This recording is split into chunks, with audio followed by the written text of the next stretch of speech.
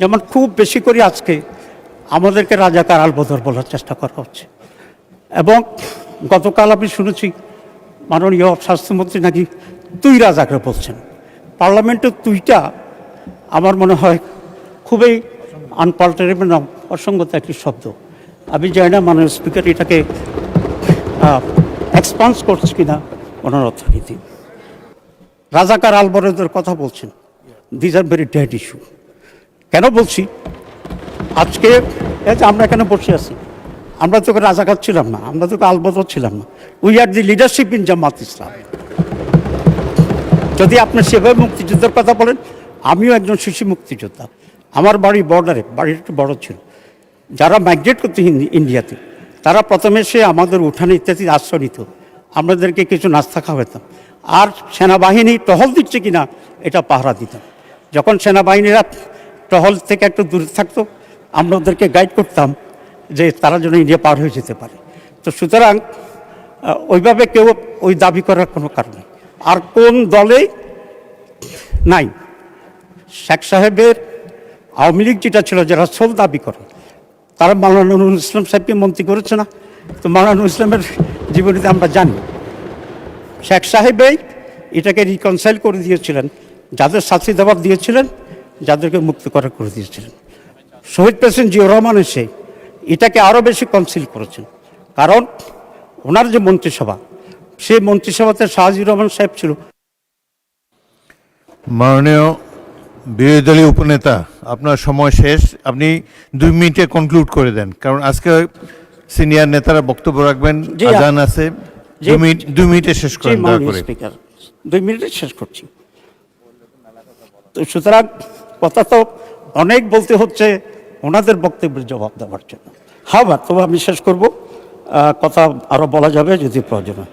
আপনি 2টা বিষয়ে মাননীয় প্রধানমন্ত্রী আপনার দৃষ্টি আকর্ষণ করতে চাই।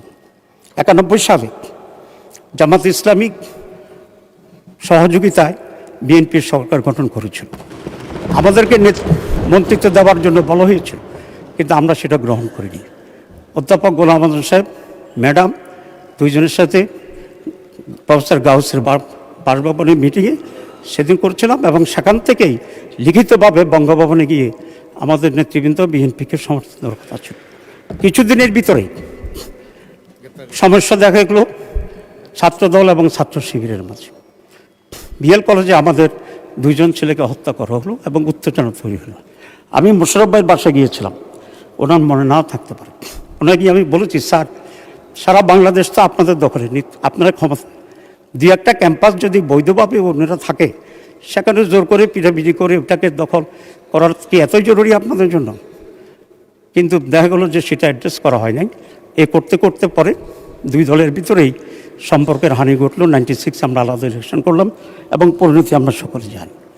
এবার কিছুটা লক্ষণ দেখা যাচ্ছে, এবং এই রকম ঘটনা যদি ঘটতে থাকে, তাহলে এটা কোন দিকে পরিণতি নিয়ে যাবে সেটা আমরা আশঙ্কা করি। আমরা চাই এই সংসদ, এই সরকার, আমরা সকলে মিলে একটা সুস্থভাবে, সুস্থ ধারায় কন্টিনিউ করতে থাকি। 2-1টা ইউনিভার্সিটিতে যে গণ্ডগোল হচ্ছে সে ব্যাপারে আমরা অ্যাটেনশন দেব, আপনারাও মেহরবানি করে অ্যাটেনশন দেন। সাধারণ একাডেমিক এনভায়রনমেন্ট থাকা উচিত, এবং যারাই ডিস্টার্ব করবে, অর্থমন্ত্রী বলছেন যে কোনো দলের ব্যাংকও আছে। আসলে জামাত ইসলামীর এরকম কোনো ব্যাংক নেই। 1, 2, ইসলামী ব্যাংকে জামাতের আজকে আমরা যারা এমপি আছি, এর ভিতরে কেউ জামাত ইসলামী ব্যাংকের কোনো ডিরেক্টর নাই। 3, ইসলামী ব্যাংকের আমাদের যারা এখানে আছে তাদের কোনো ঋণ অ্যাডজাস্টমেন্টও করে কন্ডিনেট হয় নাই, এবং এখানে আমরা সেরকম ঋণ শিডিউল আমরা করি নাই। সেগুলো এসব তথ্যগুলো আমার মনে হয় মাননীয় অর্থমন্ত্রী একজন অত্যন্ত বিজ্ঞ সম্মানীয় মানুষ, উনি হয়তো শুনে বলেছেন। তা আমি আশা করব উনি যদি অর্থমন্ত্রী, উনি এখন রেকর্ডটা নিয়ে আগামী সংসদে যদি বলেন, তাহলে আমি খুশি হব। এবং ইসলামী ব্যাংক কতিপয় সৎ উদ্যোগী মানুষের ফসল ছিল, এবং অল্প সময় ইসলামী ব্যাংক সারা এশিয়ার বেসরকারি খাতের 1 নম্বর ব্যাংক হয়েছে কয়েকবার। সুতরাং কোনো ভালো মানুষেরা যদি কোনো ব্যাংক তৈরি করে সারা আমাদের অর্থনীতিতে একটা ফ্লো দিতে পারেন, লাভবান করতে পারেন। এবং ইসলামী ব্যাংকের সফলতাটা এমন পর্যায়ে ছিল, যেগুলো সুদী ব্যাংক এখনও আছে। অধিকাংশ ব্যাংকে একটা বক্স ইসলামী ব্যাংকিং সিস্টেমের কাউন্টার তৈরি করেছে। So that is the history of success. এতে আমাদের কোনো আপত্তি না যদি আপনি এটা বলেন যে ইসলামী ব্যাংকের পরিচালনার ক্ষেত্রে আমাদের ভূমিকা আছে, এটা আমরা করতে পারি, কারণ it gives a very positive result in banking sector. এখন এটার কারণটা কি? কারণ হচ্ছে জামাত গুড ম্যানেজমেন্ট, সততা, এফিসিয়েন্সি, রাষ্ট্র পরিচালনায় হোক বা কোনো প্রতিষ্ঠান পরিচালনায় হোক, এটাতে বিশ্বাস করে।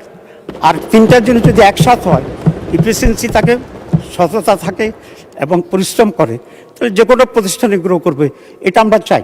আজকে সরকারি দল এই তিনটি বিষয়কে এনশিওর করে যদি বাংলাদেশকে উন্নতির দিকে নিয়ে যেতে পারেন, আমরা অবশ্যই ওয়েলকাম করবে, মানুষ ওয়েলকাম করবে এবং এটা সকলের জন্য কল্যাণ করা। সুতরাং আমরা ওই দিকে অগ্রসর হই।